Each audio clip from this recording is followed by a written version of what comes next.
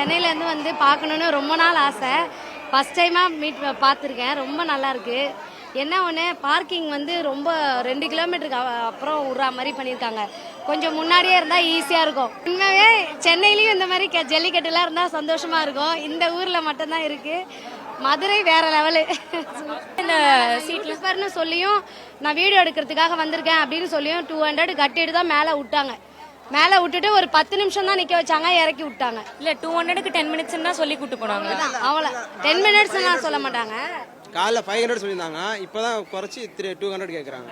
Tithe அந்த மாதிரி payment கேட்குறாங்க. இதில் என்ன ரீசனா, இங்கே லோக்கல் மக்களை பார்க்க முடியல, லோக்கல் ஆளுங்க பார்க்க முடியல, வெளியூர் ஆளுங்க ஃபுல்லாக காசு கொடுத்து வந்து பார்க்குறாங்க. ஏன்னா லோக்கல்காரங்க ஃபுல்லாக அவ்வளோ செலவு பண்ணி வந்திருக்கோம். சரியான பாதுகாப்பு இல்லை மேடம். இல்லை ஆடியன்ஸுக்கு மேலே நின்றாலுமே பாதுகாப்பு கிடையாது. எந்த ஒரு வசதியுமே கிடையாது. எந்த நேரம் ஸ்லீப்பேங்கான்னு சொல்ல முடியாது, எந்த நேரம் ஸ்டெப்ஸ் கீழே விழு சொல்ல முடியாது. ஆடியன்ஸுக்கு இங்கே பாதுகாப்பு இல்லை.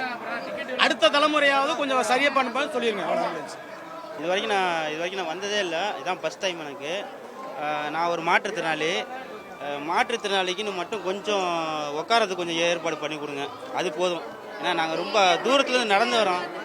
அதுவும் இல்லாமல் வண்டி அங்கே நிப்பாட்டி வச்சுட்டு அங்கேருந்து அவ்வளோ தூரம் நடந்து வரேன், கால் வலிக்குது எனக்கு. செய்திகளை உடனுக்குடனும் துல்லியமாகவும் தெரிந்து கொள்ள சப்ஸ்கிரைப் பண்ணுங்க.